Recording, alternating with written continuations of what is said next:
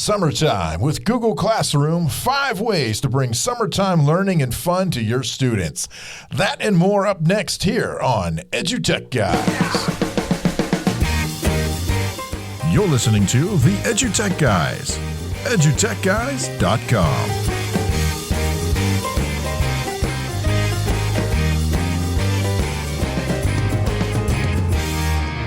Hello and welcome to EduTechGuys Radio. I'm David Henderson. Hey, I'm Jeff Madlock. Yeah, welcome to the show. Thank you guys so much for tuning in, downloading, turning it on, all that good stuff. Heck yeah. I'm already sitting here in a pair of bathing trunks, some flip-flops, and a tank top. He's got his pina colada. No? Got the umbrella in the drink? Oh, I thought it was something about your brain. I didn't know. This is your brain. This is your brain on summer. Don't let this happen to you. My body's already shut down. I'm shut down and ready for summertime fun. That's right, man. Hey, but don't forget, you can have some summertime fun, too. If you go out to the web and look up www.edutechguys.com, visit us out there. Visit us on Twitter and Facebook and the Chap Snaps and the tweets and all that good stuff. You can find us out there. The Chap Snaps? Chap Snaps. Chap Snaps. It's gone off the rails already. Just started. But we really visit the website. You can drop down to the bottom. You can find a nice little form there. You can reach out to us or, heck, just DM us on any of the social media apps that we're on, Instagram, Twitter, Facebook, the Chap Snaps. Yippee-ki-yay. Yeah, so, I don't think Chap Snaps means what you think it means. Chap Snaps? Snap Chaps? Snap Chaps. Whoops. Oh, okay. Anyhow, today, speaking of, summertime stuff, we got some really cool ideas for things that you can do with your students over the summer. Some ideas, ways that you can kind of extend that learning that you've been doing all year with your students, but, you can extend it into the summertime. Yeah, but first, let me go make 2 rainbow snow cones, and we'll listen to a little bit from a sponsor, and we'll be right back after that.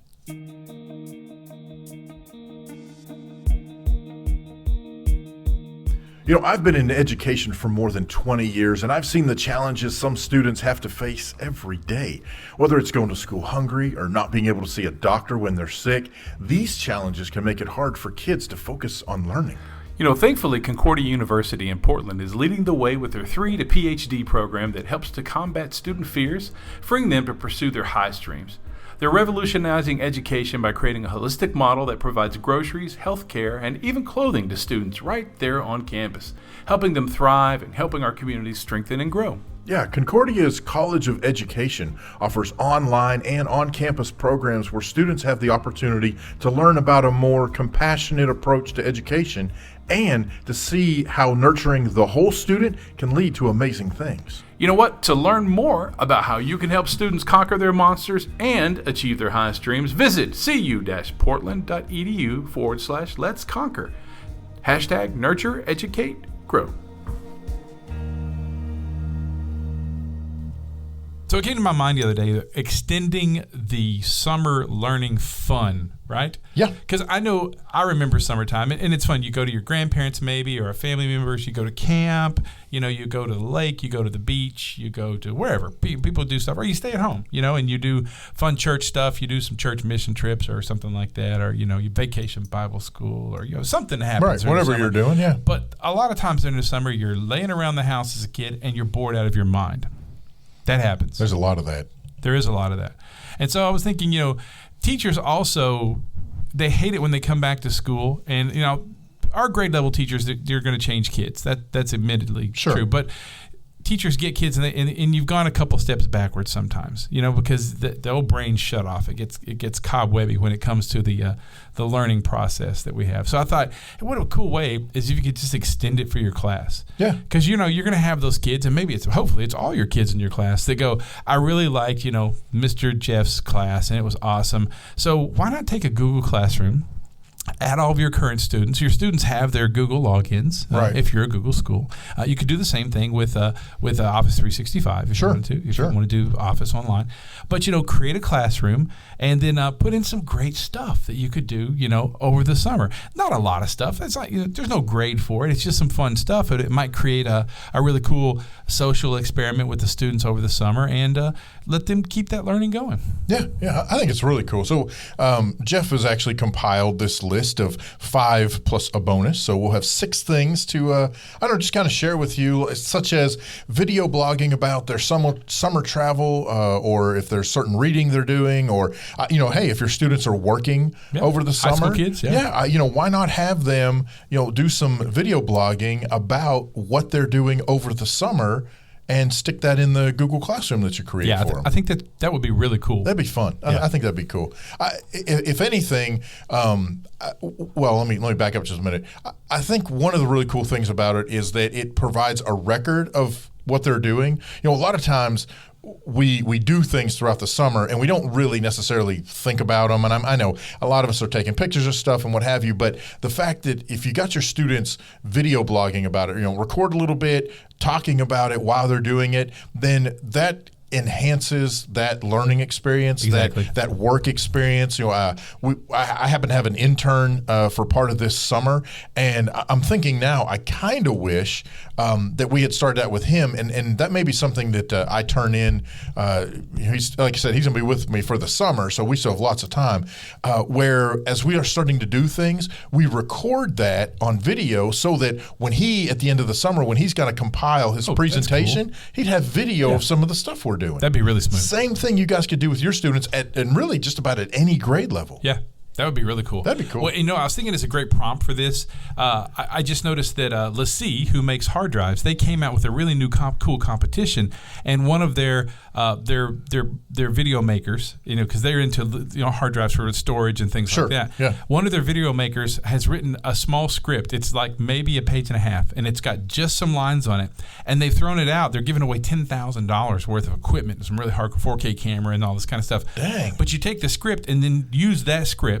At least like 6 lines. You can use the whole thing. You can modify it. You can make it longer. You can make it whatever you want to, and turn it into whatever movie you want to. Oh, that's cool. So that would be a really cool thing. Is because the kids could get really creative with this. Like they might work at one summer a friend of mine worked at a chicken feed plant, and his job was to climb a ladder about every 5 minutes with an 80-pound bag of chicken feed and drop it into this big dumpster. And just keep climbing the ladder.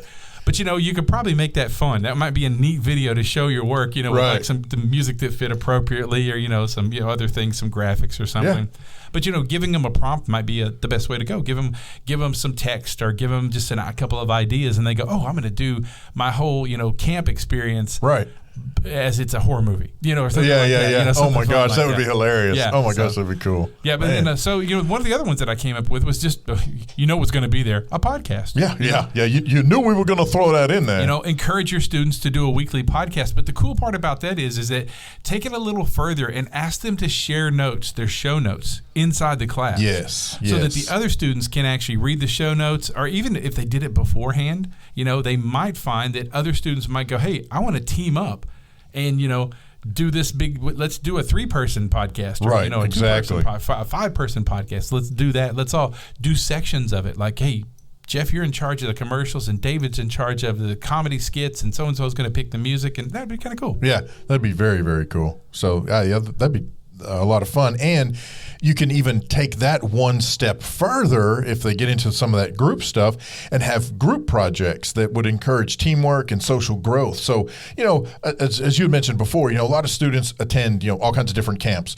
whether it's scouts or church or band camps or whatever. So there's projects that, that would help those students broaden their social and community skills, and it can help jumpstart them to step kind of outside of their comfort zone, grow a little bit by working on these group-related projects. I mean, heck, and through the Google Classroom, they could share their video, the audio, they could share pictures. You could have folks who are working on their literacy, so they're writing up, summaries or scripts or whatever it is. Yeah. But it could be done in teams of students if you wanted to try that approach for the summer. Yeah, that'd be really cool. Like you say, if the teachers might hear about this and reach out, and so that's one more person in the PLN. That's exactly right. Hey, another cool one could be weekly science projects for summertime fun. So like really easy to assemble and produce science projects, like maybe for the whole neighborhood, for the whole family. So they just need to be prompted. Like you can make a quick volcano, or even a pressurized water bottle rocket or something like that. Give them something that can be done pretty quick, and mom and dad will thank you for all the outside projects. Trust me on that. The outside is the key word. And the kids will thank you for all the ones that have to work out with the water hose, because eventually they're going to get start playing in the water hose, especially stuff you can find ingredients around the house. Like toilet paper and paper towel tubes and things like that. Rubber bands, things that the kids can find, sticks and pine cones, and stuff they can get together around, and so they can do that fun time project. Yeah, what does that have to do with ed tech? Nothing whatsoever. It has to do with science. So, and you can throw some little math in there if you wanted to. But we're talking about it could still be in the Google Classroom, and they could share their stuff there. So encourage them to video it, or encourage them to take pictures of it and share it back in the classroom. Yeah, be pretty cool. Yeah. So hey, we've got a couple more to go, but before we do, we're going to take a quick break, and we're going to shoot it over to one of our sponsors. So check this out. We recently celebrated the birth of the World Wide Web, so there has been a lot of talk lately about its origins, like how it was born out of higher ed as a way to share information. What I don't think anyone really saw back then was just how much being online and in the web was going to change everyday life, including and especially for higher ed. Yeah, it's funny, a lot of websites are still very static, man. Schools, they need more interaction through their websites, but that takes time and people and know-how, where a lot of folks may not have that. Or you have like your educational web teams and technology educators. They've got too many priorities, and they have to try to balance those things, trying to keep things updated and engaging on the site. But that's where Pantheon.io comes in. And that's right. They have a scalable web solution, whether someone is managing 10 sites or 1,000 sites. They have cool solutions that have central management and still let the school and their teachers customize things to fit their needs. Web teams and educators don't have to waste a bunch of time spinning up sites for departments or classes. Pantheon.io helps them take care of that quickly and easily using Drupal and WordPress. Yeah, but don't take our word for it, though. They've helped schools like Yale and ASU and Trinity College with their online presence. Now, the easiest way to get more information is to head over to pantheon.io/EduTechGuys. Pantheon, the award-winning alternative to the traditional web hosts. Check them out. That's pantheon.io/EduTechGuys. Hey, welcome back. And we were talking about projects to put in Google Classroom for the summer. Yeah. So you can have some really cool stuff for your kids to extend their learning throughout the summer, and you can stay involved because it's in a Google Classroom. And we just finished 4. We just talked about doing video blogging about summer travel, reading or work, podcasting, group projects to encourage teamwork and social growth, and weekly science projects for summertime fun. Throw that math in there for your kids that really like math. So, everybody loves a good math, teasers and things like that. So those are a lot of fun. Well, and what's really cool about that, just to kind of build on that a little bit, is when you're throwing in the stuff, especially science and math related, that instantly gives relevance to the students. Oh, yeah. All of a sudden now, it's not just we're doing math, we're doing science. It's we're doing the math and the science, applying it to what we're doing for real in the world. Yeah. And what a great time to do it. You can always do weather-related math, with temperatures and humidity and things like that, and water usage by the water hose for the sprinkler or the slip and slide. There's some really cool stuff you can do that's out there. You just got to get a little creative with it. That's right. Hey, they can calculate the friction force of the water of the slip and slide. After you add Dawn dishwashing soap. That's right. Dawn for all your dishwashing needs. What provides the most slippage. Exactly. Oh my gosh. Okay, so shifting gears just a little bit. Another really fun project are things like family biographies. Summers are usually spent with family, whether it's immediate family, extended family, all kinds of family. So why not have the students work on their writing skills, throw in some creativity? They can encourage your students to highlight their families, interview grandparents, aunts, uncles, even that cool cousin who surfs, whatever it is. And then those projects will bring out the storytellers in your students, and it can incorporate several elements from video to artwork, photography, and of course audio, because that's kind of our thing. So that would be an awesome way to incorporate Google Classroom and different projects into your students' summertime just by getting them to talk about their family, and it also helps them build those familial relationships. Yeah, really cool stuff. Yeah. And keeps them writing. Keeps them writing. So, hey, we have a bonus for you, and this one doesn't have anything to actually do with Google Classroom, but it's something that you all do anyway, social media. Maybe it's time to create that Twitter chat, like hashtag awesome summer project. So create a cool hashtag to use on Instagram and with pictures and detailed notes, maybe concerning everything from science to history. And maybe create a wonderful writing project with those pictures as prompts. Yeah. But, create that Twitter chat. Get those kids involved in a little bit of social media and use that opportunity to show them the correct way to use social media. Yeah. That's one that, that's you'll know better about that. You can gauge your students and your parents much better about what, if they're ready for that kind of stuff, if that age group is appropriate yet. But it's something that the parents might even want to get involved in. So maybe with your elementary kids, you reach out to the parents, you create a Facebook or a Twitter or a Instagram or whatever hashtag, or they can follow, and you invite the parents to be part of it so that they have that shared time with their students working on maybe just some fun small projects, like once a week for the younger kids, getting them, we're working on the letter A through D. So let's do A, B, C, D, and we'll do 4 pictures that have one of each of those, and the parents can actually take those pictures and post them on Instagram. Yeah. As for your class and the students, so the other parents and students can see it too. That'd be a lot of fun. That'd be very, very cool. Very, very, very cool. There's ways to use social media K through 12. Appropriately. Yeah. So I think that would be really cool. Yeah, absolutely. Yeah. So we hope this gets you the old creative teacher juices flowing. And, that's right. Sparks an interest in keeping the learning train chugging on through the summer. So woo woo. Midnight train to Georgia. So anyway, so if you're looking, look for some more even in-depth articles covering some of the stuff we're talking about throughout the summer. We'll take some of these ideas we have, and we're going to get a little more in-depth with them. And we'll post weekly during the summer and give you some more ideas that pop into these two crazy brains of ours. Exactly. And if you have ideas that some of the things that you guys are doing for summer, let us know. Reach out to us on Twitter at EduTechGuys. You can jump over to edutechguys.com and fill out the form if you want. If it's a little longer than 280 characters, anything you want to share, because then we would love to turn around and share that out with all the folks that we know on social media, because as Jeff said earlier, this is all about building our PLN. Yep. I mean, let's all work together and share ideas and see what we can come up with together for summer projects. Hey, the big key here is have a great summer and take that great teaching that you do and turn it into excellent learning from your students. Hey, you know what? Since it's summertime, we're going to do something we haven't done in quite a while. How about a little bit of music here on the EduTech Guys? Nick C., Completely Yours.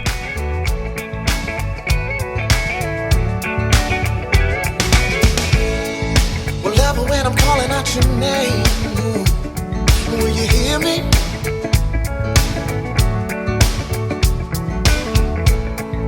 Cause honey, I'm just vibing on your energy when you're near me.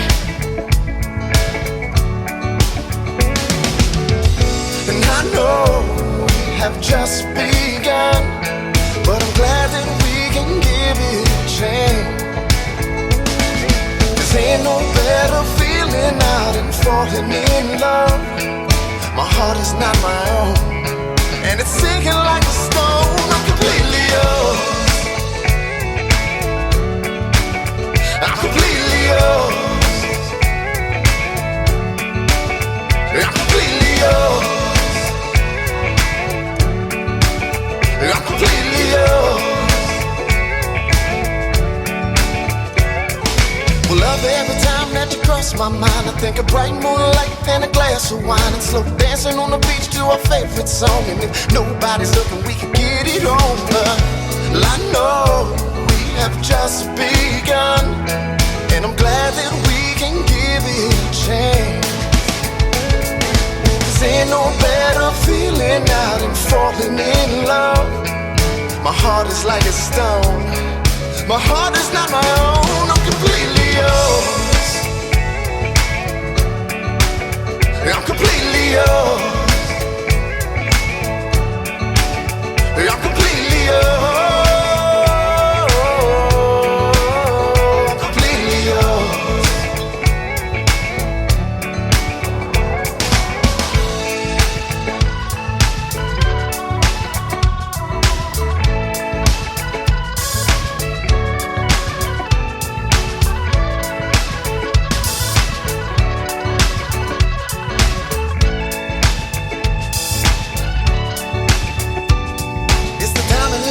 when you look at me, the way my hair stands up when I hear you speak, the way my legs turn rubber when you love me down. I said, hey, little lover, can you hear me now? Well, I know we have just begun, and I'm glad that we can give it a chance. 'Cause ain't no better feeling out than falling in love. My heart is not my own, it's sinking like a stone. I'm completely yours. I'm completely yours. I'm completely yours. I'm completely yours. I'm completely yours. I'm completely yours.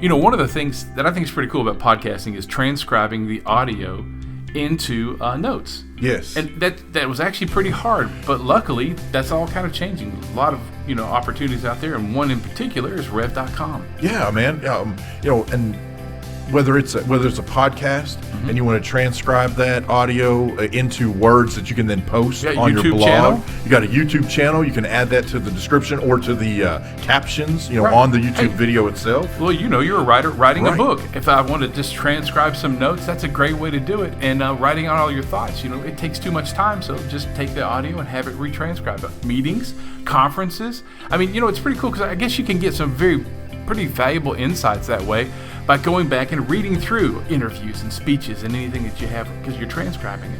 What do you think it would do for SEO? Well, I mean, come on.